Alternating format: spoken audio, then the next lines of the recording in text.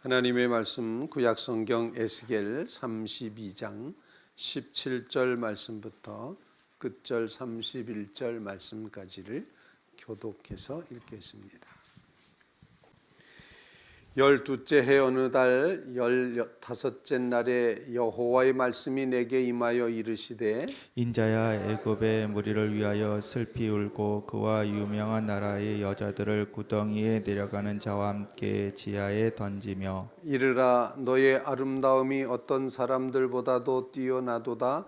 너는 내려가서 할례를 받지 아니한 자와 함께 누울지어다. 그들이 죽임을 당한 자 가운데에 엎드려질 것이며 그는 칼에 넘겨진 바 되었은즉 그와 그 모든 무리를 끌지어다.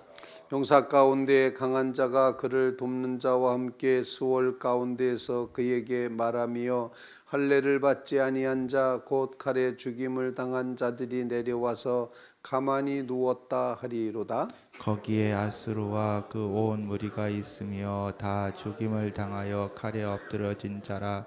그 무덤이 그 사방에 있도다. 그 무덤이 구덩이 깊은 곳에 만들어졌고 그 무리가 그 무덤 사방에 있으며 그들은 다 죽임을 당하여 칼에 엎드러진 자 곧 생존하는 사람들의 세상에서 사람을 두렵게 하던 자로다. 거기에 엘람이 있고 그 모든 무리가 그 무덤 사방에 있으며 그들은 다 할례를 받지 못하고 죽임을 당하여 칼에 엎드려져 지하에 내려간 자로다. 그들이 생존하는 사람들이 세상에서 두렵게 하였으나 이제는 구덩이에 내려가는 자와 함께 수치를 당하였도다. 그와 그 모든 무리를 위하여 죽임을 당한 자 가운데 침상을 놓았고 그 여러 무덤은 사방에 있으며 그들은 다 할례를 받지 못하고 칼에 죽임을 당한 자로다. 그들이 생존하는 사람들의 세상에서 두렵게 하였으나 이제는 구덩이에 내려가는 자와 함께 수치를 당하고 죽임을 당한 자 가운데 뉘었도다. 거기에 메섹과 두발과 그 모든 무리가 있고 그 여러 무덤은 사방에 있으며 그들은 다 할례를 받지 못하고 칼에 죽임을 당한 자로다.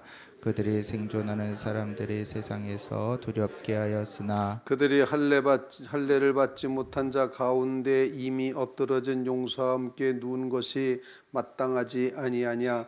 이 용사들은 다 무기를 가지고 수월에 내려가서 자기의 칼을 베개로 삼았으니 그 백골이 자기 죄악을 졌으며 생존하는 사람들의 세상에서 용사의 두려움이 있던 자로다. 오직 너는 할례를 받지 못한 자와 함께 패망할 것이며 칼에 죽임을 당한 자와 함께 누우리로다. 거기에 에돔 곧 그 왕들과 그 모든 고관이 있으며 그들이 강성하였었으나 칼에 죽임을 당한 자와 함께 있겠고 할례를 받지 못하고 구덩이에 내려간 자와 함께 누우리로다. 거기에 죽임을 당한 자와 함께 내려간 북쪽 모든 방백과 모든 시돈 사람이 있으며 그들이 본래는 강성하였으므로 두렵게 하였으나 이제는 부끄러움을 품고 할례를 받지 못하고 칼에 죽임을 당한 자와 함께 누웠고 구덩이에 내려가는 자와 함께 수치를 당하였도다. 바로가 그들을 보고 그 모든 무리로 말미암아 위로를 받을 것이며 칼에 죽임을 당한 바로와 그 온 군대가 그러하리로다. 주 여호와의 말씀이니라. 내가 바로로 하여금 생존하는 사람들의 세상에서 사람을 두렵게 하게 하였으나 이제는 그가 그 모든 무리와 더불어 할례를 받지 못한 자 칼에 죽임을 당한 자와 함께 누이리로다. 주 여호와의 말씀이니라. 아멘. 살아계신 하나님의 말씀입니다.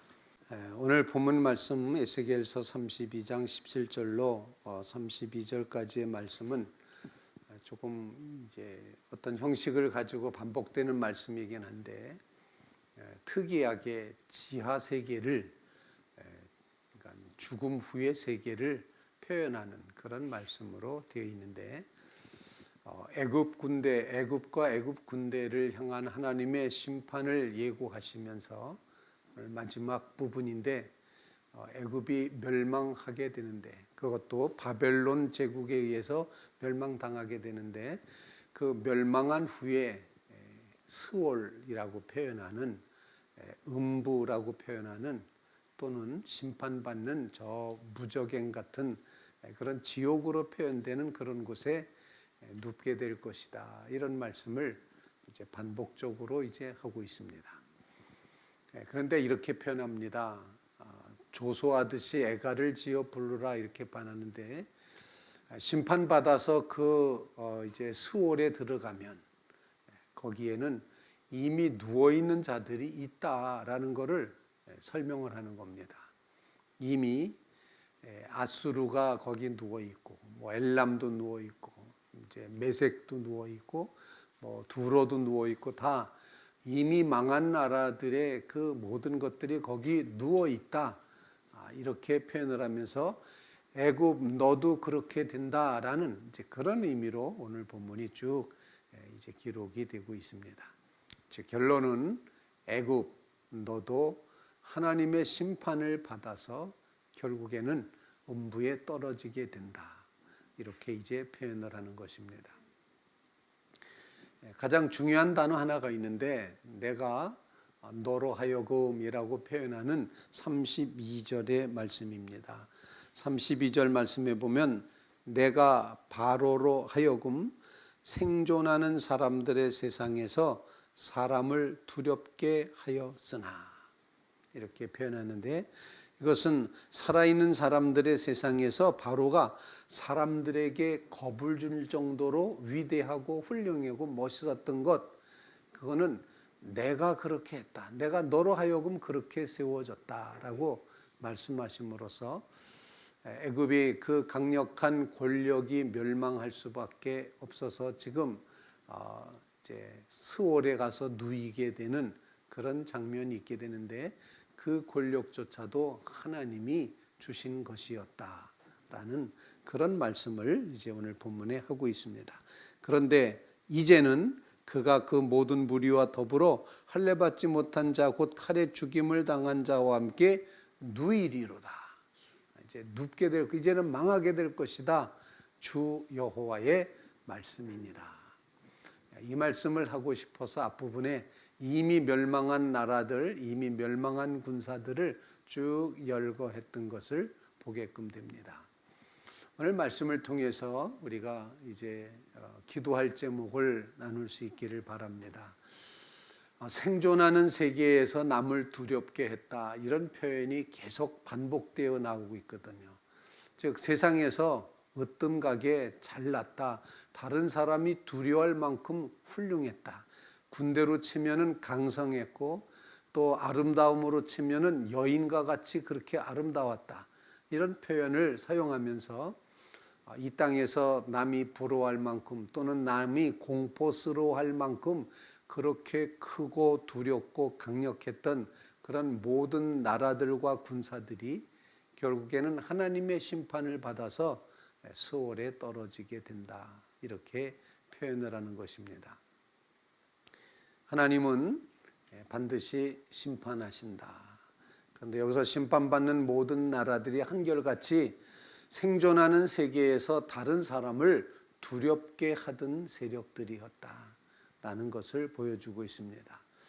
하나님의 권세만큼 강력했던 그런 모든 권세들은 다 이렇게 스올에 누일 수밖에 없다라고 표현하는데 하나님은 이처럼 심판하신 하나님이라는 사실을 우리가 다시 한번 기억하면서 세상 권세가 아무리 온 세상 사람들을 다 두렵게 하는 그런 강력한 권세일지라도 하나님은 그것조차도 심판하신다. 이런 원리를 우리에게 가르쳐 주시고 있습니다. 하나님이 심판하신다. 아무리 세상에서 강력해도 아무리 강성해도 아무리 아름다워도 아무리 영향력이 커도 결국 하나님이 심판하신다. 하나님의 심판 앞에는 예외가 없다는 사실을 가르쳐주고 있습니다. 그래서 하나님이 심판하신다는 사실을 곰곰이 묵상하면서 하나님의 심판의 역사가 계속되고 있다는 것 기억하는 성도들이 꼭 되시기를 간절히 바랍니다. 두 번째로 가르쳐 주시는 반복되는 말씀은 할례받지 못한 자와 함께 눕게 된다. 이미 음부, 수월, 지옥 거기에는 누가 들어가 있는가? 할례받지 못한 자들이 들어가 있는 겁니다. 할례받지 못했다고 하는 표현은 어떤 표현이겠습니까? 그냥 우리식으로 표현하면은 은혜 받지 못한 자들이라고 표현할 수가 있습니다.